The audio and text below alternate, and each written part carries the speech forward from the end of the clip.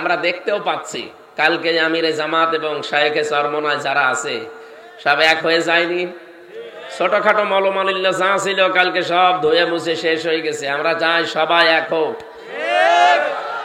চর্ম চোখে অন্তত যেন দেখে যেতে পারি যে 56,000 বর্গ মাইল কোরআনে কারিম দিয়ে চলছে। তাহলে মানুষ দেখতে পাবেন আপনি পালে পালে আসতেছে ইসলামের দিকে। সুতরাং এই দৃশ্যটা দেখে আমাদের এখন মনে প্রাণে একটা আনন্দের সঞ্চার হচ্ছে, বিশ্বাস হচ্ছে আল্লাহ তার কথাটা আমাদের মনে হয় সামনে দেখাবে। অনরিয়া ফিরাউনা ওয়া হামানা ও জনুদাহুমা মিনহুম মা কানু ইয়াহজারুন। আল্লাহ বলেন আমি অনুমাক্কিনা লাহুম ফিল আরদ, জমিনে শাসন ক্ষমতা এই মুসা নবীর অনুসারীদেরকে দিতে চাই এই কারণে, কারণ ফেরাউন তাদেরকে কোন ঠাসা করে রেখেছিল। এটা হাজার হাজার বছর আগের কথা। এখন আমরা দেখতে পাই এই 53.5 বছরে একটা দলকে বাতিলরা কোন ঠাসা করে রেখেছিল। আল্লাহ যেন ঠিক সেই দলটাকে মানন করি। এখানে মনন আছে, নুরিদু আন্না মুন্না, মানান মানে অনুগ্রহ। আল্লাহ বলেন আমি ইচ্ছা করলাম যে একটা অনুগ্রহ করি। আলাল্লাযীনা ইসতাদআফু ফিল আরদি, ফিরআউন যাদেরকে জমিনে দুর্বল করে রেখেছিল, আনাজালাহুম আইম্মাতান, ওই দলকে আমি জমিনের নেতা বানিয়ে দেব। আনাজালাহুমুল ওয়ারিসিন, এবং তাদেরকে জমিনের উত্তরাধিকারী আমি আল্লাহ বানিয়ে দেব। ঠিক খাপের খাপ বাংলাদেশে মিলে যাচ্ছে। এখন যদি বলেন হুজুর আমার পক্ষে বলেন না, আপনার সাথে মেলে না, আমি বলবো কি করি? আপনার সাথে মিলছে, আপনার সাথে তো মিলছে না। যাদের সাথে মেলে তাদের নাম তো বলি না, এমনি মিলে যায়। এই 53.5 বছর যাদেরকে বিভিন্ন ধোয়া তুলে, ভুয়া ধোয়া তুলে, কি ধোয়া? পোড়া ভুয়া ধোয়া তুলে তাদেরকে আপনি জাতি থেকে আলাদা করে রেখেছিলেন। আমার জন্ম 92 সালে, আর আমার যদি আপনি রাজাকারের তালিকায় নাম দিয়ে দে, শয়তান হাসবে না? ওই সময় আমার বাবাও হয়েছে কিনা আল্লাহ জানে। এরপরেও যে তালিকা বানিয়েছিলেন, ও তালিকা কি গাঁজা খেয়ে বানিয়েছেন? জামাত শিবিরের নাম মাত্র 37 জন, তারপরেও 11 জন মরে গেছে। তারপরেও 11 জন মরে গেছে, কয়েকজন জেলে আছে, আর বাকি থাকে কয়জন? আর যারা তালিকা বানিয়েছে তারা 1060 জন। তাহলে এই ধোয়াটা এতদিন পর্যন্ত তুলে জনগণকে আপনি কি বুঝিয়েছিলেন? এখন তো নিজের ফতোয়ায় নিজে ধরা খাবেন। কয়েকদিন আগে মামলার হাজিরা দিতে গিয়েছিলাম, যে আপনাদের পাশের জেলা না চাঁদপুর, ওখানে একজন আল্লাহর ওলি, এই যে ফিটনেস বিহীন বিএনপি, লাইসেন্স বিহীন জামাত বলতো, এক মহিলা বলতো না, ওনারে আমার সামনে দিয়ে নিয়ে যাচ্ছিল। দেখলাম ওনারই ফিটনেস নেই, ওনার লাইসেন্স তো নেই। লাইসেন্স আছে, ফিটনেসও নেই। চেহারা আগে থেকে একটু তেল মেল দিত, এখন তো তেল পাই না, কিরকম লাগতেছে দেখতে। জিজ্ঞাসা করতে গেলাম যে আপা কেমন আছেন, কি অবস্থা বানিয়েছে পুরা। ও যা বলতো আল্লাহ উল্টিয়ে ওর ওপরে ঢেলে দিয়েছে। এই দেশে আমার মনে হয় যে যা করেছে পুরা টালটা তার উপরে ছেড়ে দিয়েছে। এবার একটা পরিচিত আয়াত পড়ছে, দেখেন তো আপনাদের সাথে মেলে কিনা। গায়রিল মাগদুবি আলাইহিম ওয়ালাদ-দাল্লিন।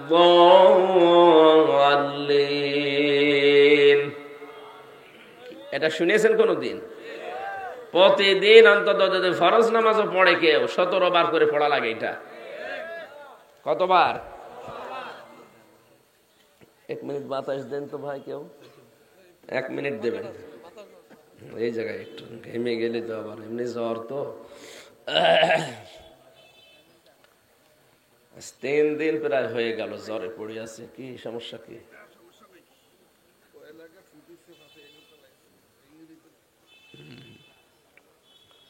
কোথায় যাচ্ছেন? এই যে এই জায়গায়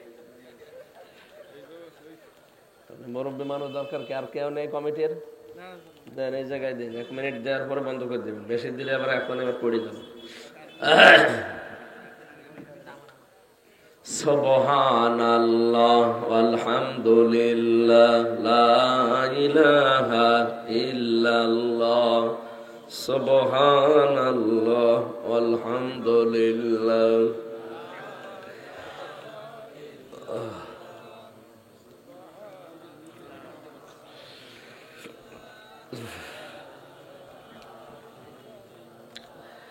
লা ইলাহা ইল্লাল্লাহ মুহাম্মাদুর রাসূলুল্লাহ।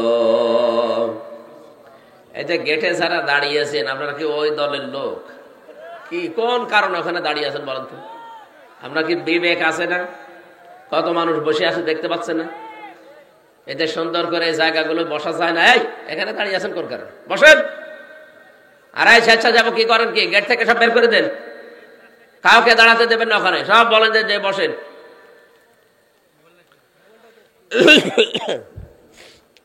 ঠিক আছে আমার ভাইরা, প্রতিদিন 17 বার করে আয়াতটা আল্লাহকে আপনি নিজে শোনাচ্ছেন, মনে হচ্ছে আল্লাহ শুনছে, উনি জবাব এখনই দেবে।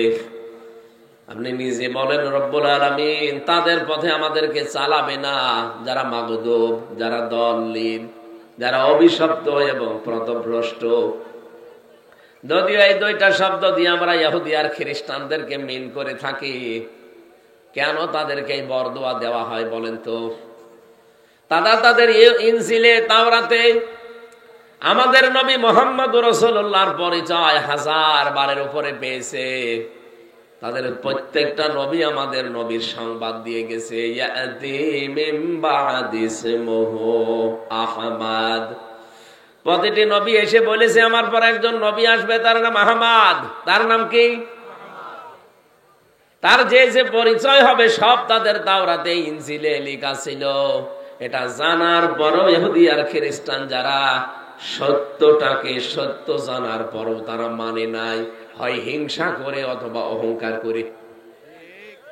এখান থেকে মুফাসসিরিন ইকরাম মাসলা বের করেছেন, আপনি হাক্কানি তাফসিরে পাবেন।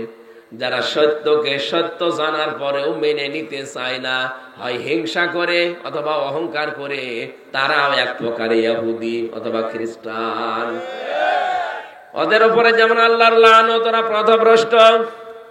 আমি যদি আজকে সত্যি সত্যকে সত্য জানার পরে শুধু অন্ধ দলীয়করণের জন্য অন্ধ ভক্ত হয়ে সত্যকে না মানতে চান, আপনার নিজের এই বরদোয়া নিজের উপরে ওই ফিটনেসের মতো পড়বে। কথা বলেন না কেন? যা যা বলেছিল সব এখন ওর উপরে পড়ছে। আপনিও যা যা বলেন প্রতিদিন একবার দুইবার না কতবার বলেন? শুধু ফরজ নামাজ পড়লেও 17 বার বলা লাগে। এই জন্য আমরা এখনই সাবধান হব, আমার বরদোয়া আবার আমার উপরে আল্লাহ ঢেলে না দেয়। বলেন আমিন। আমার ভাইরা, সত্যকে সত্য জানার পরে মেনে নেওয়া লাগবে। এটা যদি আমার মন মেনে নিতে নাও চায়, জোর করে হলেও মানা লাগবে। আমার বাবা মা, আমার দলীয়করণ যারা আছে, দলের লোক, তারা হয়তো মন খারাপ করবে, করুক, কিন্তু আমাকে মেনে নেওয়া লাগবে সত্য। হযরত ইব্রাহিম আলাইহিস সালাম কিন্তু সত্যকে অনুসন্ধান করছিলেন। তারকা দেখে মনে করেন এইটাই আমার রব, চাঁদ দেখে মনে করেন এটা আমার রব, সূর্য দেখে মনে করছিলেন না এটা আমার বড় রব। হাযা আকবার। সর্বশেষ আমার আল্লাহ বলেন না, যেগুলো ডুবে যাচ্ছে একটাও স্থায়ী হচ্ছে না। তিনি জাতির লোককে ডাক দিয়ে বললেন, বারিউম মিম্মা তুশরিকুন, আমি তোমাদের থেকে মুক্ত, যাদেরকে তোমরা শিরিক বানাও, শরীক বানাও। ইন্নী ওয়াজ্জাহতু ওয়াজহিয়া লিল্লাযী ফাতারাস সামাওয়াতি ওয়াল আরদা হানিফা ওয়া মা আনা মিনাল মুশরিকিন। এই দোয়াটা কত বড় কঠিন দোয়া, আমরা জায়নামাজের দোয়া বানিয়ে চালিয়ে দিচ্ছি। অথচ এটা কত কঠিন কথা আপনি টের পেয়েছেন। যে অবশ্যই আমার এই চেহারা বলতে শুধু এইটাই না, আমার যত কিছু দুনিয়াতে আছে সব আজকে আমি ঘুরিয়ে দিলাম।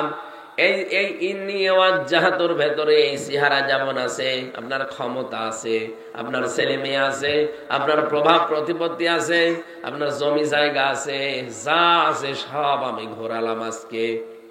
ফাতারাস সামাওয়াতি ওয়াল আরদা হানিফা, আসমান আর জমিনের উদ্ভাবক যিনি, আমি একনিষ্ঠভাবে তার দিকে ঘুরিয়ে আসলাম।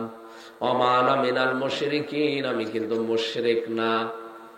এই গ্যারান্টি আপনি দিয়েছেন। হযরত ইব্রাহিম আলাইহিস সালামের গ্যারান্টিটা আমাদের জাতির পিতা এমনি দেয়নি। তিনি কিন্তু খুঁজছিলেন কোনটা হক কোনটা হক, তিনি নিজে খুঁজতে খুঁজতে পেয়েছিলেন। আর আমাদের চোখে আঙ্গুল দিয়ে দেখিয়ে দেওয়া হয়, এরপরও অনেকে মানতে চায় না। হক দল কোনটা, হক পন্থী মানুষ কারা, আপনাকে আল্লাহ কিন্তু দেখিয়ে দিয়েছে। আপনি কাদের অনুসরণ করবেন সেইটাও কোরআনে কারিমে আল্লাহ দিয়েছেন সূরা ইয়াসিনে, ইত্তাবিউ মাল্লা ইয়াসআলুকুম আজরা ওয়া হুম মুহতাদুন। তোমরা সবাই মিলে অনুসরণ করো, ইত্তাবিউ বহু বছর, তোমরা সবাই মিলে অনুসরণ করো যারা তোমাদের কাছে আল্লাহর এই বাণী পৌঁছিয়ে দেয়, কিন্তু উজরত চাই না, পারিশ্রমিক চাই না। 2 নম্বরে তাদের গুণ পাওয়া যাবে অহুম মুহতাদুন, তারা হেদায়েতের উপরে আছে। বাংলাদেশের দিকে তাকান, অনেকে আমরা কোরআনে কারীম প্রচার করতে গিয়ে যারা দড় কষাকষি করি, যার প্রথম অর্থটা আমরা মিলাতে পারলাম না। 2টা গুণই আপনার ভেতরে থাকা লাগবে। 1 নম্বর, হয়তো আপনি হেদায়েতের পথে মানুষকে ডাকেন, ঠিক আছে, কিন্তু নিজে হেদায়েতের উপরে নেই। 2 নম্বরে, অনেকেই নিঃস্বার্থ ভাবে মানুষকে ডাকে, ঠিক, হেদায়েতের উপরে নিজে নেই, কিন্তু মানুষকে ডাকতেছে হেদায়েতের দিকে। 2টাই গোমরাহ। কথা বোঝেন আমার? না, বোঝেননি, আবার বলছি। আপনাকে এই আয়াতটা সামনে নিয়ে যাকে অনুসরণ করবেন, দেখবেন এই 2টা সে মানে কিনা। ইত্তাবিউ, অনুসরণ করো তাদেরকে। মাল্লা ইয়াসআলুকুম আজরা, যারা তোমার কাছে উজরত চায় না, পারিশ্রমিক চায় না। ওহুম মুহতাদুন, এবং তারা হেদায়েত প্রাপ্ত। এখন হেদায়েতের উপরে থাকবে কারা, কারা হেদায়েত প্রাপ্ত, এটা আল্লাহ কিন্তু সূরা বাকারায় আগেই জানিয়ে দিয়েছেন। এই যে আয়াতটা পড়লাম, এটা সূরা বাকারার আয়াত না ইয়াসিনের আয়াত? আগে আল্লাহ সূরা বাকারা দিয়েছেন না সূরা ইয়াসিন দিয়েছেন? তার মানে হেদায়েত প্রাপ্ত কারা, আপনি সূরা বাকারার 255 নম্বর আয়াত থেকে দেখবেন, ওই জায়গায় আল্লাহ সাজিয়েছেন যে এরা হেদায়েতের উপরে আছে। ওয়ালা নাবলুওয়ান্নাকুম বিশাইইম মিনাল খাউফি ওয়াল জুই ওয়া নাকসিম মিনাল আমওয়ালি ওয়াল আনফুসি ওয়াস সামারাত ওয়া বাশশিরিস সাবিরিন। লামে তাকিদ নুনে সাকিলা, আল্লাহ বলেন অবশ্যই আমি আল্লাহ তোমাদের পরীক্ষা করব। বিশাইয়্যিম মিনাল খাউফ, ভয় দিয়ে। আজ তাম দুনিয়ায় আমাদের ভয় দেখায় কে? এদেশের নাস্তিকরা, আমার বাম সালেমরা তো ভয় দেখাতো, তাম দুনিয়ায় আমাদেরকে ভয় দেখাতো, এখনো দেখাচ্ছে। যাদেরকে তাম দুনিয়া ভয় দেখাবে, কখনো ক্ষোধা দিয়ে আমি আল্লাহ তোমাদের পরীক্ষা করব, ভয় দিয়ে, ক্ষোধা দিয়ে, শস্য ক্ষেত দিয়ে, এবং সন্তানাদির ক্ষতি দিয়ে। এরপরও যদি কোনো মানুষ টিকে থাকতে পারে, ওয়াবাশশিরিস সাবিরিন, আল্লাহ বলেন ধৈর্যশীলেরা, এদেরকে সংবাদ দেন, সুসংবাদ। আপনি 53 বছরের দিকে তাকান একটু, এই আয়াতটা নিয়ে কারা সত্যি দিনের উপরে টিকে থাকতে গিয়ে এই কয়টা পরীক্ষার সম্মুখীন হয়েছে। কত মানুষ ছেলে হারিয়েছে, জানেও না যে ছেলে বেঁচে আছে কিনা। শহীদ মীর কাশেম আলী রহমতুল্লাহ আলাইহি, ওনাকে যখন ফাঁসি দেওয়া হবে তার 3 ঘন্টা আগে ওনারা জানিয়েছিল কারারক্ষী যে আপনার 3 ঘন্টা পরে ফাঁসি, আপনি প্রস্তুতি নেন। উনি বলেছে কারারক্ষী, ভাই এখনো তো 3 ঘন্টা আছে, আমি 2 ঘন্টা ঘুমালাম, তুমি আমার 1 ঘন্টা আগে ডেকে দিও। অথচ ওনার ছেলে ওই সময় গুম হয়ে আছে, ব্যারিস্টার আরমান। এই কথা বলেন না কেন? ওনার স্ত্রী ওই সময় হাসপাতালে। আরে ভাই, আমাদের মতো পাগল ছাগল ছেলে না, ছেলে ব্যারিস্টার। এইরকম একটা ছেলে আজ গুম হয়ে আছে 8 বছর, ও জানেও না মরে গেছে না বেঁচে আছে, স্ত্রী হাসপাতালের বেডে পড়ে আছে। এরকম সংবাদ আসলে নিজের মরণের সংবাদ একদিকে, কোন আল্লাহর ওলি আছে দেশে যে সেই স্থির থাকতে পারবে বলেন? আমার রিমান্ডে নিয়ে 10 দিনের শেষের দিন অত্যাচার যা করার ওরা করেছে, শেষের দিন বলেছে যারা বলতে বলি, এটা যদি না বলেন তাহলে আপনার বউ তুলে নিয়ে আনবো। আমি নরম হয়ে গেলাম। না, ম্যাডাম তো অসুস্থ, সময় 7 মাস সন্তানের বয়স। বললাম ঠিক আছে, যা ভালো লাগে করেন, আমার আর কিছু বলার নেই। আমি তো আলেম মানুষ, তারপরও নরম হয়ে গেছি। 10 দিন মাত্র রিমান্ডে, 10 দিনের দিন শেষ। আর ওনার স্ত্রী পড়ে আছে মরণ সজ্জায়, ছেলে গুম হয়ে গেছে, কেউ জানেও না, নিজেও মাত্র আর 3টা ঘন্টা পরে থাকবে না দুনিয়ায়। এরপরও কি শক্তিশালী ইমাম দেখেন, বলছে আমি 3 ঘন্টা আছে 2 ঘন্টা ঘুমালাম। কারারক্ষী কুতুব ভাই, উনি আমারও দায়িত্বে ছিলেন, আমারে মাঝে মাঝে বলতেন হামজা ভাই লোকটার ঘুম আসলো কি করি। আমি বললাম আপনি বোঝেননি, কিন্তু আমি বুঝেছি যে ঘুম কেন এসেছে। কোরআনে কারীম জানিয়েছে ইন্নাল্লাযীনা ক্বালু রাব্বুনাল্লাহু সুম্মা ইসতাকামু তাতানাজ্জালু আলাইহিমুল মালায়েকা। অবশ্যই যারা এই কথা বলতে পারে আমার রব আল্লাহ, এতটুকু বলে শেষ করে দেয় না, যারা এর উপরে টিকে থাকতে পারে। রব্বুল আলামিন বলেন তাতানাজ্জালু আলাইহিমুল মালায়েকা। তাতানাজ্জালু এটা মোজারে, বর্তমান ভবিষ্যৎ প্রেজেন্ট ফিউচার। মালাকুন দেয়নি, মালায়েকা বহুবচন দিয়েছেন। আল্লাহ বলেন এদের বিপদে আপদে পড়লে আমি আল্লাহ হাজারো ফেরেশতা পাঠিয়ে দেই। কি বলে ফেরেশতারা জানো? আল্লাহ তাখাফু ওয়া লা তাহজানু, কোনো ভয় নেই, কোনো চিন্তা নেই। কিসের ভয় করেন, কিসের চিন্তা?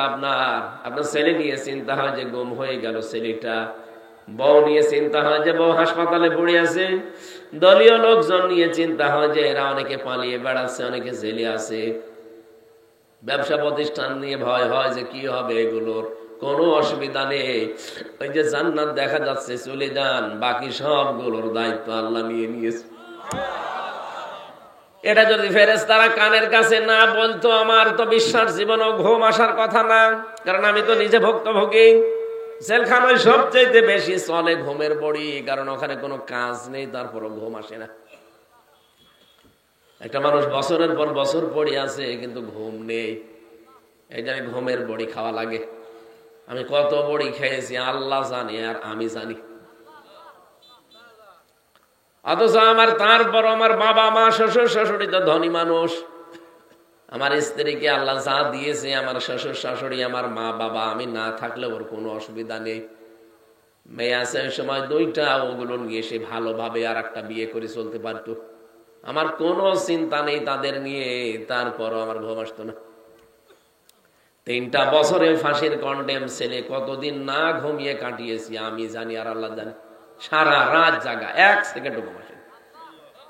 অথচ লোকটার মাত্র 3 ঘন্টা হায়াত আছে, আর 2 ঘন্টা ঘুমিয়ে গেল। কারারক্ষী বলছে ঠিক যেন ঘুমিয়েছে। আমি তাকে ডাকলাম 1 ঘন্টা আগে, কারণ 7টার সময় আমার ডিউটি, ওনার 10টায় ফাঁসি, 3 ঘন্টা মাঝে আছে। ওনারে বললাম যে মাত্র আর 3 ঘন্টা, আপনি প্রস্তুতি নেন। উনি বলছে 3 ঘন্টা অনেক সময়, আমি 2 ঘন্টা ঘুমিয়ে গেলাম। ঠিক 2 ঘন্টা ভালোভাবে ঘুমিয়েছে। 1 ঘন্টা আগে ওনারে আমি ডাক দিলাম, স্যার ওঠেন, আপনার মরণের সময় হয়ে গেছে। উনি দেখলাম ঠিক ভালোভাবে উঠলো ঘুম থেকে, গোসল করে ওযু করে 2 রাকাত নামাজ আদায় করে বলছে আমি প্রস্তুত আছি, চলেন। এটা এমনি এমনি মুখে আসার কথা না, এটা ওয়াজ করে বোঝানো সম্ভব না যদি ওই জায়গায় আপনি না যান।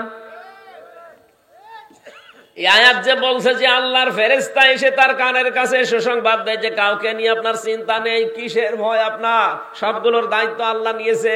ওয়াবশিরু বিল জান্নাত, ওই যে জান্নাত, ওর সুসংবাদ গ্রহণ করেন। আল্লাতী কুনতুম তুআদুন, যার ওয়াদা আল্লাহ করেছে। নাহানু আউলিয়াকুম ফিল হায়াতিদ দুনিয়া, দুনিয়ায় আপনাদের বন্ধু আমরা ছিলাম, ফিল আখিরা, আখিরাতেও থাকবো। ওয়ালাকুম ফিহা মা তাশতাহি আনফুসুকুম ওয়ালাকুম ফিহা মা তাদউন, এমন জান্নাতে প্রবেশ করাবো যেখানে চাওয়ার আগে জিনিস পাওয়া যায়। পৃথিবীতে এমন কোন বাগান আছে যে বাগানে প্রবেশ করলে চাবেন তার আগেই পাওয়া যাবে? না, নেই। চাবেন এরপরও দেরি হবে। আল্লাহ বলেন জান্নাত এমন ভাবে আমি বানিয়েছি আমার মুমিন বান্দা বান্দীদের জন্য যে চাওয়ার আগেই পাওয়া যাবে। আপনি চাবেন, মনের ভেতরে শুধু কামনা আসবে, সঙ্গে সঙ্গে সামনে চলে আসবে। কেন এটা জানো? নজলাম মিন গফুরির রহিম, এটা দয়াময় আল্লাহর পক্ষ থেকে একটা বিশাল মেহমানদারি। বলেন সুবহানাল্লাহ। আমি যেটা বোঝাতে চাচ্ছিলাম এ পর্যন্ত এসে, আল্লাহ পাক বলেন এইভাবে যারা বিপদে আপদে পড়ে, ছেলে হারিয়েছে, মেয়ে হারিয়েছে, সম্পদ হারিয়েছে, ব্যবসা প্রতিষ্ঠান হারিয়েছে, সব কিছু হারানোর পরেও যে মানুষগুলো হাসি মুখে, দেখবেন হাসি মুখ তাদের। এত কিছু যে হারিয়ে গেল, আমার তো কিছুই হারায়নি, তারপরও আমার চিন্তায় শেষ নেই। আর ওদের সব হারিয়ে গেল, এরপরেও চেহারার দিকে তাকালে মনে হয় যে কিছুই হারায়নি, নিশ্চিন্তে বসে আছে। আজকে আমি ইন্টারনেটে কাদের মোল্লা সাহেবের একটা চিঠি পড়ছিলাম। উনি যেই দিন ফাঁসি হবে সেদিন ওনার সকালবেলা স্ত্রী দেখতে গেছে, বিকালে ওনার স্ত্রীর নাম, ডাক নাম ছিল পিয়ারি। যে দেখে জেলখানার ওই কন্ডেম সেলের ভেতরে ঠিক উনি চা খাচ্ছে বসে। কি গো, তুমি এখন চা খাও? মাগরিবের নামাজ কিছুক্ষণ আগে পড়লাম, আমি আজকে রোজা ছিলাম, রোজা রাখা অবস্থায় আমি ইফতার করে খাবার খেয়ে এখন চা খাচ্ছি, শুনলাম নাকি রাত 10টায়। বলেন তো, নিজের স্ত্রীর সামনে রাত 10টায় মনে হচ্ছে শ্বশুর বাড়ি যাবে। আপনি যে বলেন মানুষের আকীদা ঠিক নেই, আপনার কি আকীদা আছে আপনি বলেন? এর চাইতে কি আকীদা দেখবেন আপনি? এই জায়গায় দড়ি যখন আসে আপনার আকীদা কোথায় থাকে?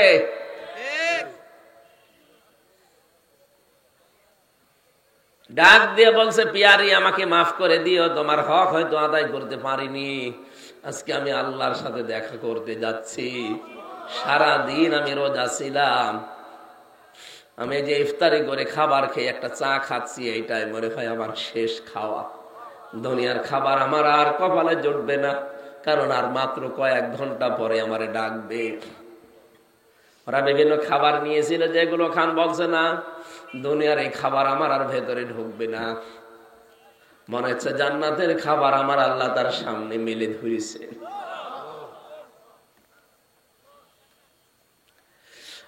কুমিল্লাবাসী,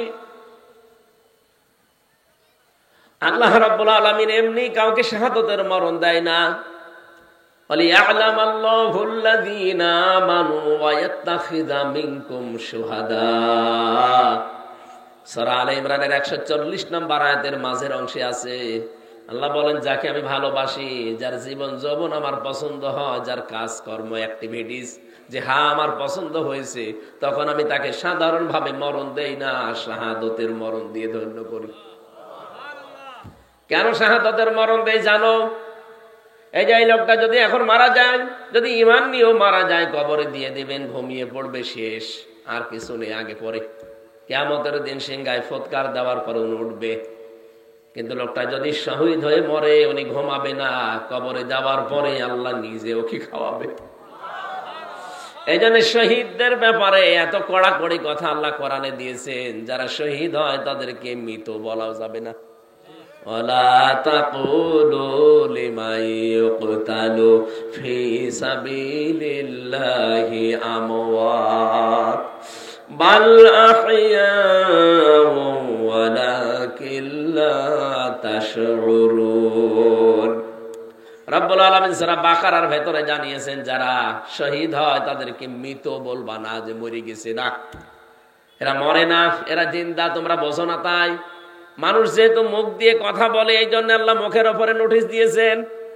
মুখের পরে মানুষ যেহেতু দিমাগ দিয়ে চিন্তা করে, এই জন্য আল্লাহ দিমাগের উপরে নোটিশ দিয়েছেন, ওয়ালা তাহসাবান্নাল্লাযীনা কুতিলু ফি সাবিলিল্লাহি আমওয়াতা বাল আহইয়াউন ইনদা রাব্বিহিম ইরযাকুন।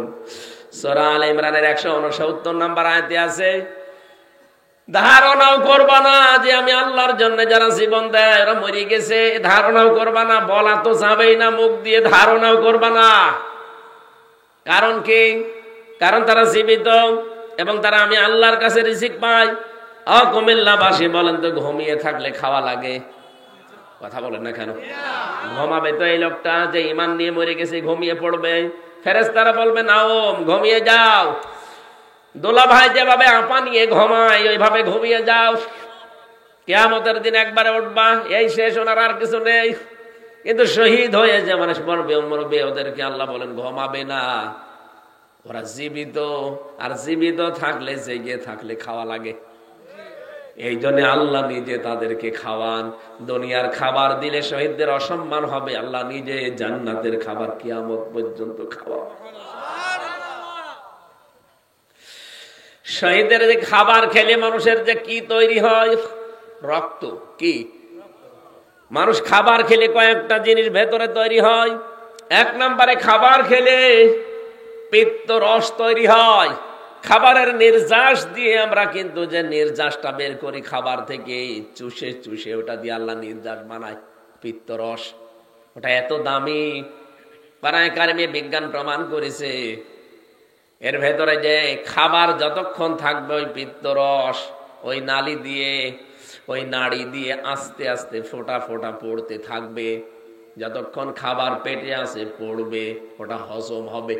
খাবার যখন পেটে না থাকবে, আপনার ওই পিত্ত রসের ওই থলিটা হঠাৎ আল্লাহ নিজের পক্ষ থেকে বন্ধ করে দেবে। আল্লাহ এটা বোঝাতে চেয়েছেন যে আমি কিন্তু অপচয় করি না।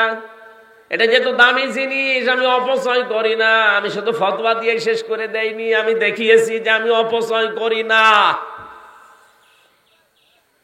এটা নির্যাস তৈরি হবে প্রথম খাবার, যে খাবারই খান তার প্রথম ওইটা দিয়ে নির্যাস, এরপরে তৈরি হবে ওইটা দিয়ে মল, এরপরে ওখান থেকে তৈরি হবে প্রসাব, এরপরে তৈরি হবে রক্ত, এরপরে তৈরি হবে চর্বি। বিভিন্ন জিনিস অর্গান তৈরি হতে থাকে এর ভেতরে। এই মাথা থেকে শুরু করে পা পর্যন্ত ৭০,০০০ তার আছে। কম্পিউটার যদি এখানে এটা না ভিড়িয়ে কম্পিউটার ভিড়ান, আমি আপনাকে একটা একটা করে সব দেখাতে পারবো। এই অক্সিপিটাল লব আছে এখানে, প্যারাইটাল লব আছে এখানে। মাথার ভেতরে প্রায় 18টা জিনিস ঘুরপাক খাচ্ছে। এক একটা জায়গায় প্রায় 6টা করে জিনিস আছে। কেউ চিন্তা করে, কেউ দুঃখ করে, কেউ আনন্দ করে। এক একটা জিনিস এখানে আছে, কেউ দেখে। রব্বুল আলামিন বলেন খাবার খাবার পরে রক্ত যেহেতু তৈরি হবে, এই রক্তগুলোই শরীরে ছড়িয়ে যাবে, তখনই আপনি বল পাবেন। রক্ত যদি ছড়িয়ে না যায় তাহলে আপনার বল পাবেন না। মানুষের খাবার খেলে রক্ত তৈরি হয়। এই জন্য শহীদ যারা, এরা যেহেতু খাবার খায় তাহলে রক্ত লাগবে। এটার প্রমাণ দিয়েছেন হযরতে হামজার জীবনীতে। আমি তার জীবনী পড়ি দেখেছি। তিনি শহীদ হওয়ার প্রায় 30 বছর পরে তার কবর ভেঙে গিয়েছিল। মদিনায় একটা বিশাল ঢল হওয়ার কারণে তার কবর ভেঙে যায়। ওই সময় যারা তার সাথে যুদ্ধ করেছে এখন তারা প্রায় মুরব্বী হয়ে গেছে। রক্ত অনুসন্ধান করতে করতে গিয়ে দেখে 30 বছর আগে মুহাম্মদুর রাসূলুল্লাহ পঞ্চাশা হযরতে আমির হামজা, কাফেররা যেখানে যেখানে তাকে কোপ দিয়েছিল ওই জায়গাগুলো দিয়ে ফিনকি দিয়ে তাজা রক্ত বের হয়ে চলে আসছে। কুমিল্লাবাসী বলেন তো, যদি খাবার না খাবে তাহলে রক্ত আসলো কোত্থেকে? কথা বলেন না কেন? এই জন্য ফেরেশতাদেরকে দিয়ে আল্লাহ সুসংবাদ জানায় তাদেরকে, যে মানুষগুলো এই পরীক্ষায় উত্তীর্ণ হয় আর যারা একথা স্বতঃস্ফূর্ত ভাবে বলতে পারে, আল্লাযীনা ইযা আসাবাতুহুম মুসিবা ক্বালু ইন্না লিল্লাহি ওয়া ইন্না ইলাইহি রাজিউন। আমরা মনে করি এটা মানুষ মরে যাওয়ার দোয়া। কে বলেছে আপনাকে? কঠিন বিপদ আপদ যখনই আসবে মানুষের, যদি ইমানদার লোকটা হয় মুখ দিয়ে আকস্মিক ভাবে বের হয়ে যাবে, জবান খুলে বের করেন ক্বালু ইন্না লিল্লাহি ওয়া ইন্না ইলাইহি রাজিউন। এই বিপদ আপদ মুসিবত আমার উপরে এসেছে, আমরা তো আল্লাহর জন্যে, আল্লাহর কাছে আমরা ফিরে যাব। তখন সে সান্ত্বনা পায়। আরে ভাই, বিপদে আপদে কঠিন মুসিবতে যদি কোনো একটা অবলম্বন আপনি পান, দেখবেন একটা আলাদা অনির্বচন সুখ পাওয়া যায়। জেলখানার ভেতরে আমি মাঝে মাঝে কারারক্ষীকে বলতাম, ভাই একটু বই নিয়ে এসে দিন। 24 ঘন্টা তো তালা লাগিয়ে রাখেন এই ফাঁসির কন্ডেম ছেলে, কারোর সাথে কথাও বলতে দেয় না, আবার সিসি ক্যামেরা দিয়ে রেখেছে, কেউ যেন আমার দিকে না তাকায়। একটা বই মই এনে দেন, একটু পড়ি। বই এনে দেয় বঙ্গবন্ধুর আত্মজীবনী। ও ছাতা পড়ি করবো কেন? কয়েকদিন বই চাই, বই এনে দেয় বঙ্গবন্ধুর ছেলেবেলা, বঙ্গবন্ধুর চীন সফর। ও ছাতা পড়ে আমার রাগ দরকার আছে? একদিন রাগ করে বলেই ফেললাম যে এ বই কেন? আমি যে বই বলি ওই বই এনে দিতে পারেন না। কি বই? আমার ফাঁসি চাই, এই বইটা এনে দিন। আমি মেজর ডালিম বলছি, এটা এনে দিন। না, ওই বই পড়তে নেই। পড়তে নেই মানে ওইটাই পড়া দরকার। ওখানে ভেতরে তো টাকা চলে না, চলে সিগারেট। সিগারেটের প্যাকেট দিলে বিভিন্ন জিনিস পাওয়া যায়। এক হিন্দু কারারক্ষী, ওর তো আর ইমান বিমান নেই।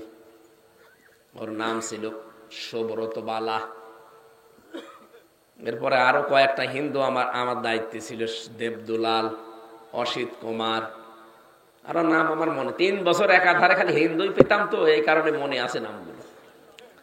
এরকম একজন পেয়েছিলাম, ওই সাতক্ষীরার ওদিকে করে বাড়ি যেন। এর তো আর আল্লাহ রসুল বলে কোনো চিন্তা ভাবনা নেই, ওর দুনিয়াকে মজা নিল এই ধান্দায় আছে। পরে একদিন বললাম, শোনেন, কাছে তো তাকানো যাবে না, সিসি ক্যামেরা আছে, এক কাজ করেন, এটিএম আজহারুল ইসলাম আছে ওই যে পাশের বিল্ডিং এ, আপনি ওনার কাছে গিয়ে বলবেন যে আমির হামজা কিছু বই চেয়েছে, যদি বইগুলো দেয় আপনি একটু চুরি করে আমারে দিয়ে যাবেন, কারণ আমি জানি যে ওনার কাছে বই আছে। পরবর্তীতে উনি বই পাঠিয়েছে আমারে চুরি করে। কারাগারে রাত দিন জয়নব আল গাজালির বলেছে আমির হামজারে বড় বেটা ভালো করে পড়তে। আমি 1 বার 2 বার নাই, 3 বছরে প্রায় 7 বারের উপরে বইটা শেষ করেছি। কয়েকটা মহিলার ঘটনা ওখানে লেখা আছে যে তাদের ঈমান কি। জয়নব আল গাজালি একজন মহিলা, তার যে ঈমান এবং তার ভাইয়ের যে ঈমান পুরাটা পর্দা। আমার মনে মনে মাঝে মাঝে নিজের তৃপ্তি আসতো, আল্লাহ, একজন মহিলা মানুষ যদি এরকম পরীক্ষা দিতে পারে, আমি একজন পুরুষ মানুষ, যখন একটু শান্তি পেতাম। এরপরে পাঠিয়েছিল প্রোডাক্টিভ মুসলিম, এটা অনেক সুন্দর বই, যারা পড়াশোনা করেন, জ্ঞান অর্জন করতে চান, বইটা কিনে নেবেন। প্রোডাক্টিভ মুসলিম, পারিবারিক জীবন থেকে আন্তর্জাতিক জীবন পর্যন্ত পুরোটা সাজানো আছে।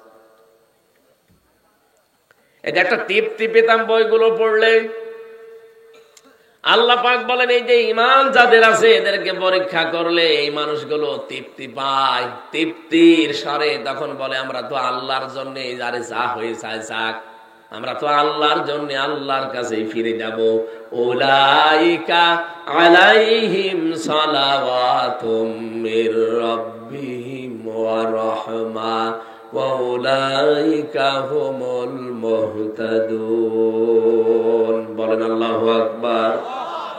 আল্লাহ বলেন, এই মানুষগুলোর উপরে আমার শান্তি, এদের উপরে আমার রহমত, আর এরাই হেদায়েতের উপরে আছে। তাহলে হেদায়েতের উপরে আছে কারা? যে মানুষগুলোকে পেছনে পরীক্ষাগুলো করা হয়েছে। এই পৃথিবীতে কাদেরকে পরীক্ষা করা হয় আপনি দেখতে পাচ্ছেন? যারা পরীক্ষার উপরে আছে, এই মানুষগুলো হেদায়েতের উপরে। কিন্তু এদেরকে দেখে মাঝে মাঝে দিনের দিকে ডাকতে গেলে তখন দর কষাকষি করে। কথা বোঝেন আমার? আয়াতের 2টা বিধানই আপনাকে মানা লাগবে। আপনি ডাকবেন, পরিশ্রম করবেন, উজরত চাইবেন আল্লাহর কাছে। 2 নাম্বার, আপনাকে হেদায়েতের থাকতে হলে ওই পরীক্ষাগুলো দেওয়া লাগবে। এদেশে বহু মানুষ আছে যে তাবলীগ জামাতের যারা আছেন ভাইরা, আপনারা তো নিজের খেয়ে নিজের পরি মানুষকে আল্লাহর দিকে ডাকেন, কোনো পারিশ্রমিক নেন না, কোনো উজরত চান না। কিন্তু হেদায়েতের উপরে থাকতে গেলে অবশ্যই আপনাকে কোরআন দিয়ে মানুষকে ডাকা লাগবে। আপনি মন খারাপ করলেও আমার সঠিক কথা তুলে ধরা লাগবে, কারণ দাওয়াত দেওয়ার সিস্টেমই হচ্ছে কোরআন দিয়ে। ইয়া আইয়ুহার রাসূল বাল্লিগ মা উনজিলা ইলাইকা মির রাব্বিক। হে রাসূল, আপনি মানুষকে পৌঁছিয়ে দেবেন কি? বলেন বলেন। 6 যেটা আপনি কোরআন হাদিস দিয়ে বানিয়েছেন বুঝলাম, এই যে ময়দানে যেটা তৈরি হবে এখন টঙ্গীর এই ময়দানে যারাই যা করছেন লক্ষ লক্ষ মানুষ আমরা ওখানে হাজির হব, ঠিক আছে। কেন এই ঘোষণা দেওয়া যায় না যে শুধু ছয় উসুলের উপরে বয়ান হবে না, পুরা কোরআনের উপরে বয়ান করবে? এখানে যে যে আলেম এখানে যাবে, যে আয়াত চায় ওই আয়াত তাকে দিয়ে দেন, ওই আয়াতের উপর স্টাডি করে গবেষণা করে সে আলোচনা করবে। কেন এই কথা বলা হয় না খালি ছয় উসুলের উপরে? কেন? এটা মুসলমানদেরকে ধোড়া সাপ বানানোর একটা কায়দা। খালি ছয়টার ভেতরে থাকবে, ইসলামকে ছয়টার ভেতরে আছে, আর নেই। এই জন্য আমরা চাই আগামীতে যারা বিশ্ব ইজতেমায় যাবে ওখানে যত আলেম চায়, ভালো ভালো আলেম আছে, যে যে আলেম যে আয়াত চায় ওই আয়াতের ওপরে তাকে বলবেন যে 10 দিন 15 দিন আপনি লেখাপড়া করেন, এক একটা আয়াত থেকে নতুন নতুন তথ্য বের করে পড়া কোরআন কেন্দ্রিক আলোচনা ওখানে আমরা চাই। ওখানে সুদের বিরুদ্ধে আপনি বক্তব্য দেবেন, ঘুষের বিরুদ্ধে দেবেন, দুর্নীতির বিরুদ্ধে দেবেন, চাঁদাবাজের বিরুদ্ধে দেবেন। ওখানে আপনি জুলুম অত্যাচার নির্যাতনের বিরুদ্ধে দেবেন, মানুষের তৈরি করা আইনের বিরুদ্ধে দেবেন। এইটাই তো নবীজি করতেন। তা আপনি কোন তাবলীগ করেন? তাবলীগই তো এইটা যে আমার সামনে চাঁদাবাজি হবে আর আমি বলবো যে যা করছে করুক, লা ইলাহা ইল্লাল্লাহ। আজকে সকালে যশোরে 50 লাখ টাকা চাঁদা চেয়েছে, দেয়নি, তাকে কি পিটানো পিটাচ্ছে দেখলাম। এটা তো ফেরেশতারা করছে না, অবশ্যই কোনো মানুষই করছে। একটা দলের সভাপতির নাম সেখানে এসেছে, আমি নাম নাই নিলাম। অনেকে মনে করছে এত গোপনে চাঁদাবাজি করি তারপরও ধরি ফেলে কি করি। আরে বেটা, গোয়েন্দা বিভাগের খবর রাখেন। আমি নিজে দেখেছি ওদের যে মেশিন ওরা যা বসিয়ে রেখেছে বাইরের দেশ থেকে নিয়ে এসে। আপনি মনে করেন আমি রাত 12:30টার সময় গেলাম নারায়ণগঞ্জের বন্দরে চাঁদা চাইতে, কেউ জানে না। মিডিয়া জেনে ফেললো কি করে, আর গোয়েন্দারা জানলো কি করে? আরে ভাই, রিমান্ডে নিজে দেখেছি, সত্যি কথা যে কোরআন শরীফ সামনে আমি বলছি, আপনি পায়খানায় বসে বসে কি করেন তা ওরা দেখতে পায়। হ্যাঁ, এমন মেশিন ওদের কাছে আছে। ওই জালেমরা ইসরায়েল থেকে নিয়ে এসেছিল, সেটা তার নিয়ে যেতে পারেনি। এখন যারা দায়িত্ব আছে তারা ব্যবহার করছে। আপনি মনে করছেন আমি কেউ জানি না, এত রাতে সব ঘুমিয়ে পড়েছি আর এরা জানলো কি করি? আরে ভাই, 24 ঘন্টা ওইটা ওদের সামনে। বাংলাদেশ ওদের একেবারে নখদর্পণে, একেবারে হাতের এই মুঠার উপরে, কে কি কোথায় সব দেখতে পায়। আমি ধরা পড়ার একদিন পর সাতক্ষীরা থেকে মাওলানা আমিরুল ইসলাম বেলালি আমার বাড়িতে কল দিয়েছে। ওই নাম্বার কেউ জানে না, কার নামে তোলা নাম্বার তাও আমি জানি না। উনি কল দিয়ে জানিয়েছে যে হামজাকে বলবা যদি যোগাযোগ করতে পারো, হামজাকে জানাবা সে যেন অন্তত এই কথাগুলো না বলে। ও আল্লাহ, সকালবেলা দেখছে ভিডিও আকারে আমার দেখাচ্ছে। আর আপনি বলছেন আমি রাত 12:30টায় গেলাম চাঁদা চাইতে, কেউ তো জানে না। কেউ জানে না কে বলিস আপনাকে? আমি গোয়েন্দাদের সাথে কথা বলি মাঝে মাঝে, ওরা বলছে হুজুর দেশটা আমরা পর্যবেক্ষণে রেখেছি, শুধু দেখছি যে কে কি করে। তারেক জিয়া এমনি রেগে যাচ্ছে, উনিও টের পাচ্ছে।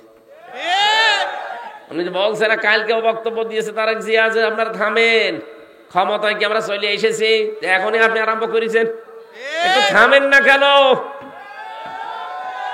এখনো দেশটা জনগণের হাতে, ওরা কিন্তু সব দেখতেছে কে কি করে। আপনি একটু জরিপ চালান। কালকে একজন মহিলার জরিপ দেখলাম, তার কাছে সাংবাদিক জিজ্ঞাসা করছে আপনি কাকে চান? বলছে আমরা যাই চাই, চাঁদাবাজকে চাই না। অলরেডি আপনি বদনাম করে ফেলেছেন নিজের। আর আপনি বলেন না বাবা শাহজালাল, মদের কাছে কুত্তা বিড়াল সব হালাল।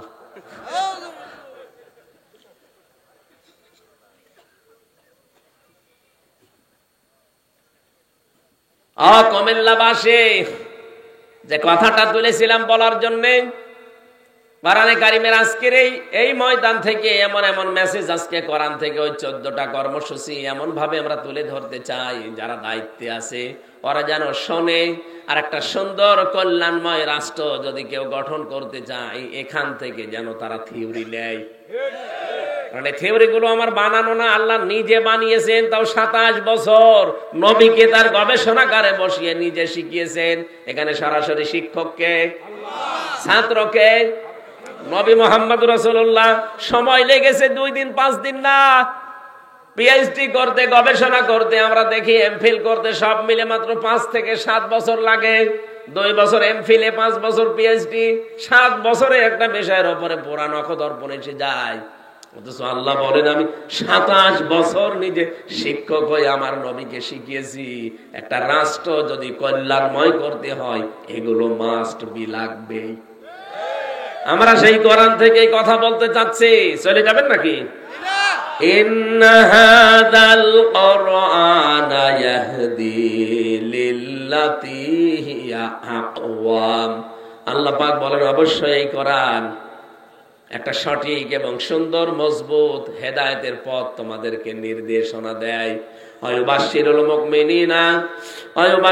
মুমিনিনা আল্লাযীনা ইয়ামালুনাস সালিহাতি আন্না লাহুম আজরান কাবীরা। নবী আপনি সুসংবাদ দিতে পারেন ওই মুমিনদেরকে যারা ভালো ভালো কাজ করে দুনিয়ায়, উত্তম পুরস্কার আমি আল্লাহ তাদের জন্য রেখে দিয়েছি। বলেন সুবহানাল্লাহ। ওয়ান্নাল্লাযীনা লা ইউমিনুনা বিল আখিরাহ, যারা আখিরাতে বিশ্বাসী না, কিয়ামতে জবাব দিতে হবে, এই বিশ্বাস যাদের ভেতরে নেই, ওয়া'আতাদনা লাহুম আযাবান আলীমা, তাদের জন্য যন্ত্রণাদায়ক শাস্তি আল্লাহ রেডি করে রেখেছেন। আল্লাহ আযাবান পর্যন্ত শেষ করে দিতে পারতেন, আলিমা দিলেন কেন? এমন আযাবের ধরন আমি আয়াতের তাফসীর অন্য আয়াতের সাথে মিলিয়ে দেখেছি। এত কঠিন আযাব আল্লাহ দেবেন যে চামড়া পুরাটা খসিয়ে ফেলবেন। লাওয়াহাতুল লিল বাশার। আল্লাহ পাক বলেন লা তুবকি ওয়ালা তাযার, লাওয়াহাতুল লিল বাশার। এই জাহান্নামে ফেলে দেওয়ার পরে এই মানুষটাকে আস্তেও ছাড়বে না, আবার ছেড়েও দেবে না। এই যে চামড়া আগে পুরা খসে যাবে। এই পৃথিবীতে যত কঠিন ঘর হোক, আমি রিমান্ডে একটা ঘর দেখেছিলাম মাটির নিচে, যেখানে নিয়ে ওরা নখ তুলে ফেলে মানুষের। আমাকে নিয়ে গিয়েছিল ওখানে 9 দিনের দিন। মেশিন পত্র বের করেছে, আমার সামনে রেখে দিয়ে বলছে এগুলো হাতের আর পায়ের নখ তুলি আমরা। ওদের কথাবার্তা শুনলে বুঝতাম যে ও মানুষ না পুরাটা জানোয়ার। মানে কথাবার্তার এরকম ধরনই আলাদা। আমি যে একজন মাওলানা মানুষ, আমারে মা মাতালি তুলে গালি দিত, তাহলে সাধারণ মানুষ পেলে কি করত? ও জানে যে হাফেজ, কোরআনের হাফেজ, একজন মাওলানা, একজন মুফতি মানুষ, তারপরও আমার মায়ের নাম ধরে, বাপের নাম ধরে কি গালি গালাজ, অথচ সব বিসিএস ক্যাডার। বলেন তো এরকম সাধারণ মানুষ যদি আমার সামনে যারা সাধারণ মানুষকে নিয়ে যেত, কি কান্নার আওয়াজ পেতাম। মাঝে মাঝে দেখতাম যখন হাত পায়ের নখ তুলে নিয়ে আসতো, কি কান্না, ওর কান্না দেখে আমি নিজে অজরে কাঁদতাম। একজনকে দেখেছিলাম চট্টগ্রামে বাড়ি, একটা কথাও বানিয়ে বলছি না, নিজের দেখা সব। এই যে হাতের তালু, এখান থেকে আস্তে করে ব্লেড দিয়ে কেটে দেয়। এরপর একটা মেশিন আছে ওদের কাছে, ওইটা ধরে চামড়া ছোট করে ফেলে, ওই চামড়াটা ধরে টান দেবে আস্তে করে, এগুলো পুরাটা গোল হয়ে চলে আসবে। জীবিত মানুষ এতটুকু দিয়ে শেষ করে যদি বলে যান ঠিক আছে আমরা ওষুধপত্র দেই না, আবার ওর উপরে লবণ দিয়ে দেয়। আমারে এরকম কঠিন অবস্থা করে নাই, কিন্তু আমারে টাঙিয়ে রেখেছিল, মাজায় দড়ি দিয়ে আমারে 11 ঘন্টা টাঙিয়ে রেখেছিল। আমার এদিকে চোখ বাঁধা কালো কাপড় দিয়ে, এদিকে পায়ের সাথে ডান্ডা বেড়ি দিয়া, পা হাত আবার পেছনে ডান্ডা বেড়ি দিয়ে বাঁধা, ওই হ্যান্ডকাপ দিয়ে নড়াচড়া করবেন, ও ছাতা কেটে যাবে। আমার যে কত জায়গায় কেটেছিল আল্লাহ ভালো জানে। 20, 21, 22, 23, 21, 22, 23 পুরা 3টা বছর। ওই সময় দেখেছিলাম যে ওই ছেলেটার চামড়া এখান থেকে, ওর নাম আব্দুল্লাহ, এখান থেকে তুলে আস্তে করে যখন টান দিয়েছে পুরা চামড়া চলে এসেছে। তাও পুরা টানা শুধু এইটুকুর। এত কষ্ট পাচ্ছিল আর এত চিৎকার দিয়ে কাঁদছিল, কিন্তু আওয়াজ তো বাইরে যাবে না, মাটির নিচে। পরবর্তীতে শুনলাম যে শুধু চামড়া তুলে ছেড়ে দেয়, ওর উপরে নাকি লবণ ছিটিয়ে দিয়েছে। লবণ ওই যে মোটা যেটা, ওই মোটা লবণ দিলে কিন্তু অত বেশি যন্ত্রণা হয় না, কিন্তু পাতলা যেটা, মিহি লবণ যেটা মেশিন দিয়ে একেবারে মিহি করে ফেলে, ওই পাতলা লবণটা এরকম ছিটিয়ে দিলে দেখবেন আপনি টকবক করে ফুটবেন। কারণ শাস্তির যত ধরন ওই শয়তানরা সব আগে ট্রেনিং নিয়েছে, যে এখানে এখানে মারলে, এখানে এখানে জিনিস দিলে এরা সব চাইতে বেশি কষ্ট পাবে। পা এভাবে ধরে রাখবে একজন শিকল দিয়ে বেঁধে, আপনি তো নড়াতে পারবেন না, তারপরে জন্য নড়াচড়া করার জন্য শিকল দিয়ে বেঁধে দেয়, আর সামনে থেকে লোহার মুগুর দিয়ে পিটায়। মুখ বেঁধে আসতো রাতের বেলা, পিটাতে পিটাতে অনেকজনের দেখতাম নিজেই কাহিল হয়ে গেছে। আর কত মারা যায়? আপনি আধা ঘন্টা একাধারে পিঠে এই পায়ের নিচে পিটান, দেখবেন কিছুক্ষণ পরে আপনার চোখ নষ্ট হয়ে গেছে, চোখে দেখতে পাবেন না। এর সাথে এই চোখের একটা কানেকশন আছে। আমি লাব্বা হাতুল্লিল বাসারের কথা বলতে যে পর্যন্ত এসেছি, আল্লাহ বলেন এমন এক ঘরে ওরে প্রবেশ করাবো, ঢুকতে দেরি, আগে চামড়া খুলে পোড়াটা বের হতে দেরি হবে না। ও তো একেবারে এতটুকু চামড়া খুলতে এই ঝামেলা, আর পোড়া চামড়া যদি খুলে যায় কেমন লাগবে দৃশ্য বলেন তো। এর নাম আলিমা, এইটার নাম আলিমা। এই চামড়া পোড়াটা শেষ, এবার নতুন চামড়া আবার লাগাবে। আল্লাহ পাক বলেন আবার ওইভাবে করব, পোড়াটা খুলবো আবার নতুন করে লাগাবো। কেন জানো? যেন শাস্তির তীব্রতা বাড়তেই থাকে। একবার পোড়া চামড়া খুলে আবার যদি লাগানো যায়, ওটা যে কত তীব্র যন্ত্রণা বাড়বে, যার লাগাবো সেটের পাবে। সূরা নিসার ভেতরে আল্লাহ আয়াতগুলো দিয়েছেন। রব্বুল আলামিন বলেন, নবীজিকে আমি নিয়ে গেলাম এই মাসের 27 তারিখে, বহু অত্যাচার জুলুম নির্যাতনের ভেতরে, বিশেষ করে তার চাচাটা মারা গেল, তার স্ত্রী খাদিজাতুল কুবরাকে আমি তুলে নিলাম। 2টা বড় বড় ছায়া তার মাথার উপর থেকে আমি আল্লাহ তুলে নিয়েছি। নবীজি মানুষ তো, এই হিসাবে তিনিও দুর্বল হয়ে পড়লেন। রব্বুল আলামিন তাকে সান্ত্বনার বাণী দিয়ে বললেন, লিনুরিয়াহু মিন আয়াতিনা, আপনাকে আমি নিয়ে আসছি আমার কাছে, আমার নিদর্শন দেখাবো। মেরাজের ঘটনার ভেতরে যে শিক্ষা আছে, আমার ঘটনা বলা উদ্দেশ্য না। ওনাকে নিয়ে গেলেন, আল্লাহ 27টা বছর রাখলেন, বিভিন্ন নিদর্শন দেখালেন, জান্নাত জাহান্নাম, পুলসিরাত, হাউজে কাউসার, যত কিছু আছে, মিজানের পাল্লা সব দেখিয়েছেন। আল্লাহ পাক বলেন, নবী দাঁড়ান, আপনাকে আজ একটা নতুন জায়গায়, আপনি যেহেতু হিজরত করা লাগবে, নতুন একটা রাষ্ট্রের প্রধান হবেন আপনি। আপনাকে রাষ্ট্রপ্রধান হতে হলে 14টা কাজ পরিবার, সমাজ আর রাষ্ট্রে করতে পারলে রাষ্ট্রটা কল্যাণময় রাষ্ট্র হবে। 1 নম্বরে আমি আল্লাহর ইবাদত দিয়ে আপনি আরম্ভ করবেন, কারণ আমি যেহেতু বানিয়েছি সবাইকে, এটা সবাই ইলা কালিমাতিন সাওয়াইম বাইনানা ওয়া বাইনাকুম আল্লা না'বুদা ইল্লাল্লাহ ওয়া লা নুশরিকা বিহি শাইআ ওয়া লা ইয়াত্তাখিযা বা'দুনা বা'দান আরবাবাম মিন দুনিল্লাহ ফাইন তাওয়াল্লাউ ফাকুলু আশহাদু বিআন্না মুসলিমুন।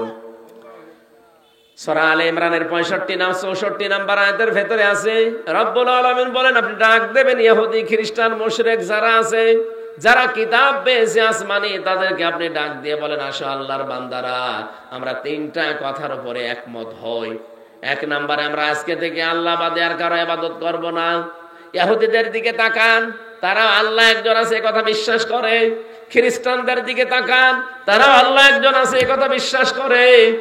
আমি মুসলমানের চাইতে ইহুদির অনেক মেয়েকে দেখেছি বাইরের রাষ্ট্রে, তারা এত বেশি পর্দা মেনটেন করে।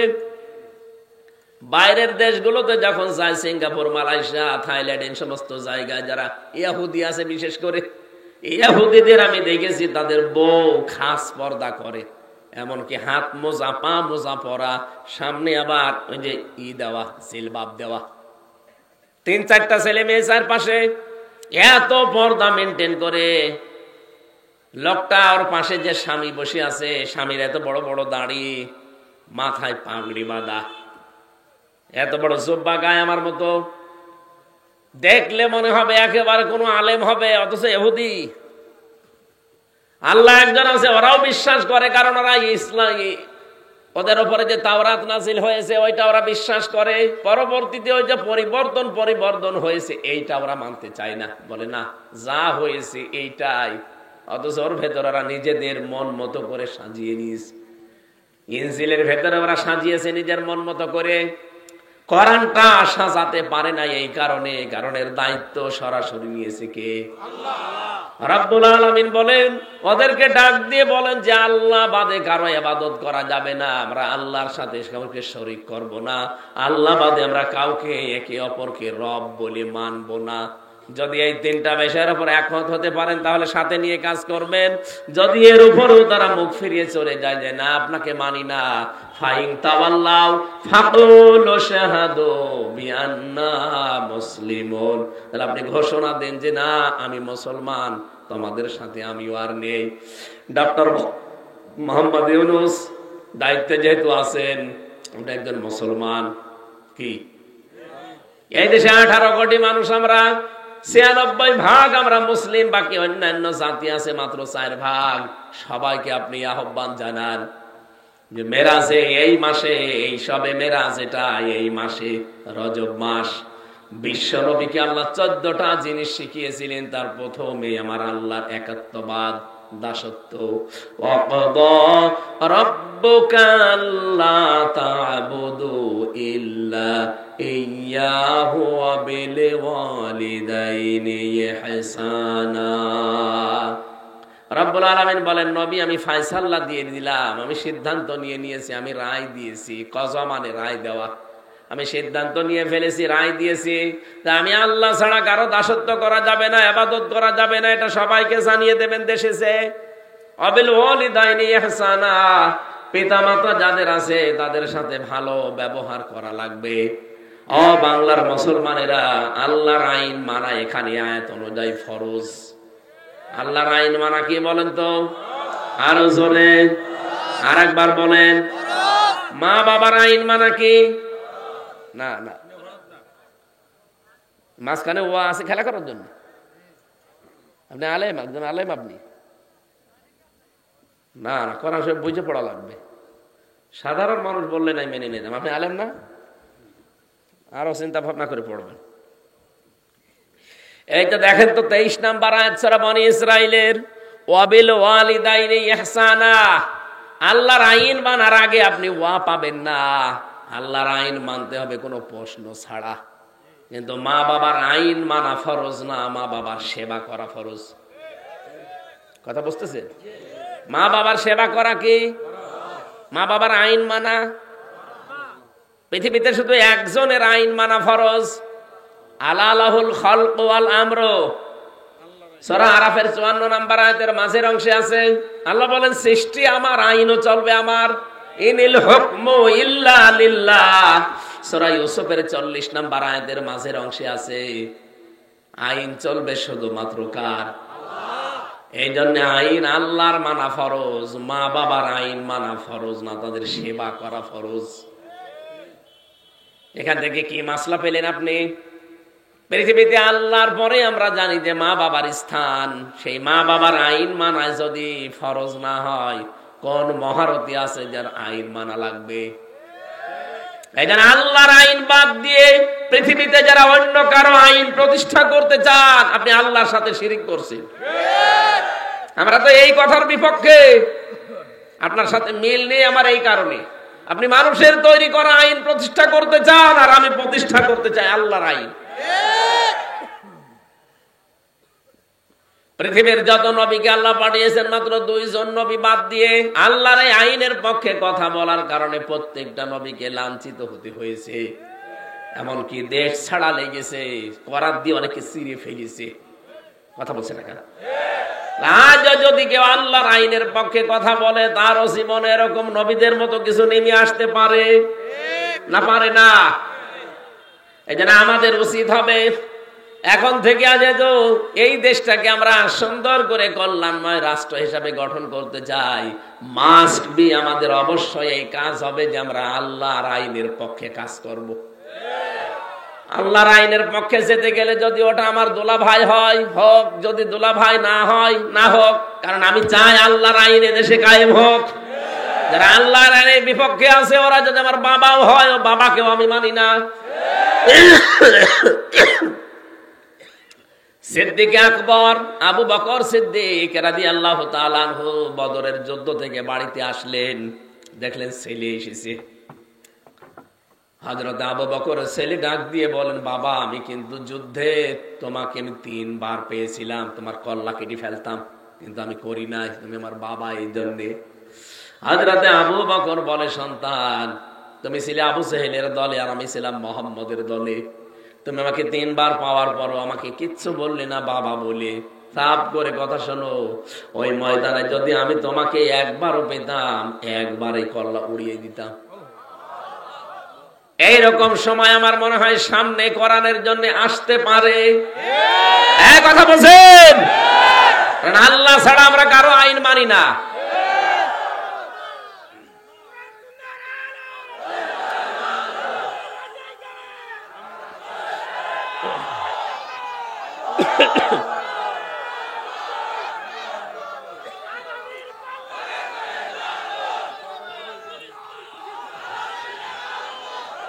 আমার ভাইরা, রব্বুল আলামিন এবার জানিয়েছেন আল্লাহর পরে যেহেতু পৃথিবীতে মানুষের জন্য সবচাইতে বেশি কষ্ট স্বীকার করে তার মা আর বাবা। বিজ্ঞান এখন প্রমাণ করছে, আমাকে দুনিয়ায় নিয়ে আসতে গিয়ে, এই পৃথিবীর মুখ দেখাতে গিয়ে আমার মা 57 ইউনিট কষ্ট সহ্য করেছে। অথচ যত শক্তিশালী পুরুষ হোক, সর্বোচ্চ 45 ইউনিট কষ্ট যদি কাউকে দিতে পারেন, ও মরে যাবে, ওকে বাঁচাতে পারবেন না। কত? 45 ইউনিটের বেশি মানুষ কষ্ট সহ্য করতে পারে না। কিন্তু যদি কেউ 57 ইউনিট কষ্ট সহ্য করে আমার দুনিয়ায় মুখ দেখিয়েছে, তিনি আমার মা। এজন্য অবিল ওয়ালিদাইনি ইহসানা, ভালো ব্যবহার করা লাগবে মায়ের সাথে আগে। নবীজিকে সাহাবী প্রশ্ন করলেন, ভালো ব্যবহার পাওয়ার হকদার কে? নবীজি বললেন মা, এরপরে মা, এরপরে মা, এরপরে বাবা। কোন হাদিসে পেয়েছি 4 বার নবী মায়ের নাম বললে 5ম বার বাবার নাম বলেছেন। এই জন্য আমাদের উচিত হবে, আজ হাজারো জেলাতে দেখতে পাচ্ছি, আমরা কুমিল্লাতেও দেখছি, বৃদ্ধাশ্রম বানাচ্ছে অনেকে, অথচ বৃদ্ধাশ্রম বানানো জায়েজ নেই, হারাম। একটা সন্তান তার মা বাবাকে সাথে রাখবে না, বৃদ্ধাশ্রমে পাঠিয়ে দেবে, তো এরকম সন্তান জন্ম না দেওয়াই ভালো ছিল। কয়েকদিন আগে নীলফামারী গিয়েছিলাম, নীলফামারী জেলা, কিশোরগঞ্জ থানা, একটা বৃদ্ধাশ্রমে আমাকে নিয়ে গেল দেখার জন্য। যে দেখি এইদিকে 25 জন, এইদিকে 25 জন বসে আছে, বার বাবা। ওদের চোখের দিকে তাকিয়ে দেখতে পেয়েছি ওরা ছলছল করে কাঁদছে। প্রত্যেকটা মার বাবার দিকে তাকিয়ে আমার মনে হচ্ছে ওরা সন্তানের জন্য বরদোয়া দিচ্ছে। আরে ভাই, ওদেরও তো আমার মতো ছেলে আছে। 2 জনের সাথে কথা বললাম, একজন বলছে আমার ছেলে ডিসি, আর একজন বলছে আমার ছেলে আমেরিকায় থাকে। কিন্তু আজ আমি বৃদ্ধাশ্রমে, এই কারণে আমার বৌমা আমাকে মেনে নিতে পারে না, সহ্য করতে পারে না। শুধুমাত্র ওই বৃদ্ধাশ্রমের মার বাবা এরা না, এখানে বহু মানুষ আছে যাদের বৌমা তাদেরকে সহ্যই করতে পারে না।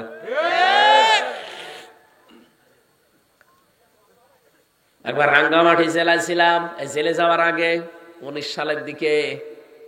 রাঙ্গামাটি থেকে আসার সময় লংগদু থানা, ওখান থেকে আসার সময় একবার দেখি এক বৃদ্ধাশ্রমে আমারে ঢুকিয়েছে। যে দেখি এক কলেজের প্রফেসর হাও মাও করে কাঁদছে মায়ের পা ধরে। কি হয়েছে ভাই, আপনি কি করেন? বলে আমি কলেজের একজন অধ্যাপক, প্রফেসর। আমার মাকে আমি আজ 3 মাস আগে এখানে রেখে গেছি। মা আমারে বলছে, বাবা আমি যখন মারা যাব তখন তুই এই মাথার উপরে যে ফ্যান আছে, এই ফ্যানটা ঘুরিয়ে পাল্টিয়ে নতুন ফ্যান লাগাবি। মা বলছে, আব্বা। ছেলে বলছে, মা তুমি তো মরিয়ে যাবে কয়দিন পরে, আমার ফ্যান আমি নতুন করে পাল্টিয়ে দেব কেন? মা বলে, আমি দেখলাম এই 3 মাসে এদের বারবার বলার পরও ফ্যান এরা পাল্টিয়ে দেয় না। আমার তো মন ডেকে বলছে, তুই আমার সাথে যা করলি কিছুদিন পরে তোর ছেলে তাই করবে। তোরে তো বৃদ্ধাশ্রমে রেখে গেল বলে তোর তো আর ফ্যান ছাড়া ঘুম হয় না, কারণ ছোটবেলা থেকে আমি তোরে বাতাস দিয়ে দিয়ে ঘুম পাড়াতাম। তোরে যখন রেখে যাবে তখন তো তোর ঘুম আসবে না, তোর কষ্ট হবে। আগে থেকেই তোর আমি সতর্ক করলাম। হঠাৎ দেখলাম ওর মা ওর হাতের উপরে মরে গেল। হাও মাও করে কেঁদে বলছে, হুজুর এ দোষ শুধু আমার একা নয়, দোষ আমার বউর। 3 মাস আগে থেকে আমার বউ আমাকে বলছে, বুড়ি বাড়ি থাকলে আমি তোমার ভাত খাবো না। আমার 2টা ছেলে আছে, তাদের মুখের দিকে তাকিয়ে আমি কিছু বলতেও পারি না। বাধ্য হয়ে এখানে রেখে গিয়েছিলাম তারে। শেষ পর্যন্ত আজকে মা আমার মারা গেল। দুনিয়ায় এখন নাম ধরে ডাকার মতো আমার আর কেউ নেই।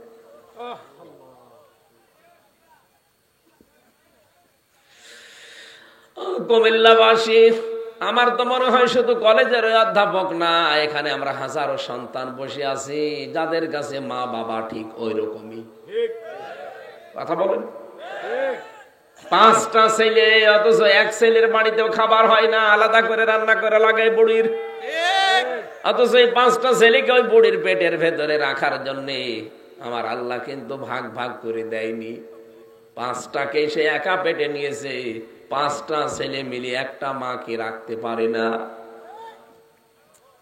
আজ হাজারো সন্তান কিন্তু আমরা ধরা খেয়ে যাব। আরে ভাই, আল্লাহ নিজের পরে মা বাবার নাম দিয়েছে, উনি আন্দাজে দেয়নি, বুঝে শুনে দিয়েছে। কারণ আল্লাহ জানে যে আমার পরে সব চাইতে বেশি কষ্ট করে ওর জন্য ওর মা আর বাবা। 25 বছর, 26, 27, 28 বছর পর্যন্ত আমার পেছনে শ্রম দিল এই 2জন। হঠাৎ করে পরের একজন মেয়ে এসে আমারে দখল করে নিল, মা বাবা ডিলেট। আমি কি বেশি বললাম? এরকম পরিবার দেশে নেই?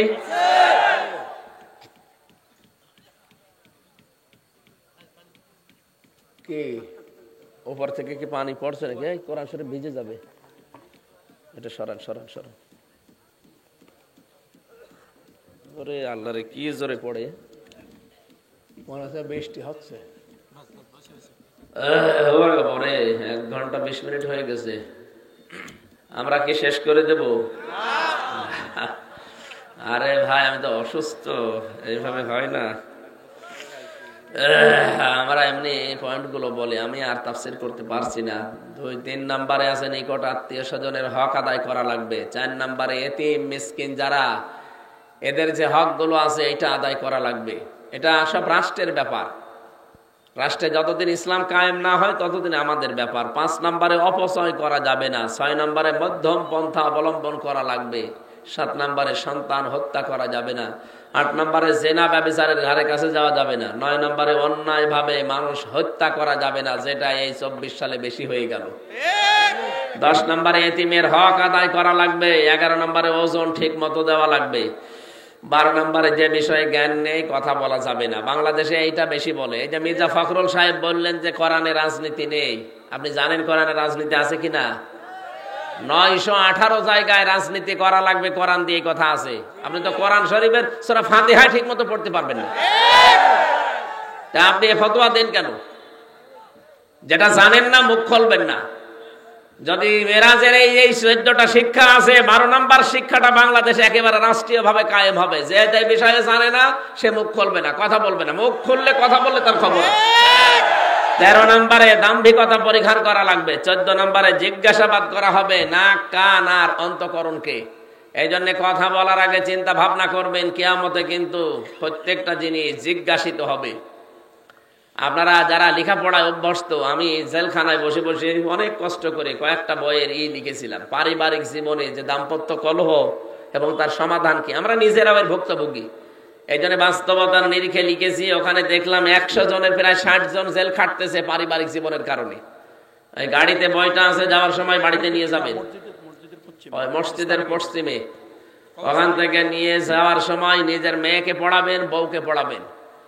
আর মেয়েরা যদি পারেন আপনার ছেলেকে নাতিকে পাঠিয়ে দেন, তারা আপনার স্বামীকে ছেলেকে 2 জনের জন্যই লিখেছি।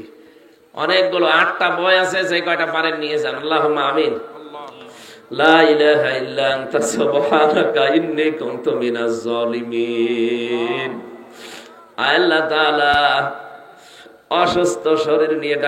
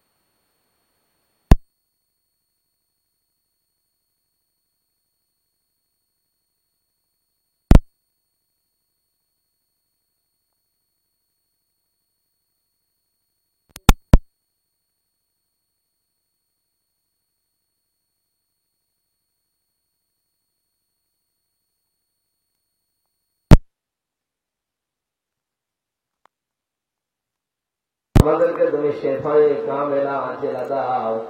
এলাকায় মাটির নিচে যারা ঘুমিয়েছে কোরআনের ইজ্জতে এদেরকে ক্ষমা করে দাও।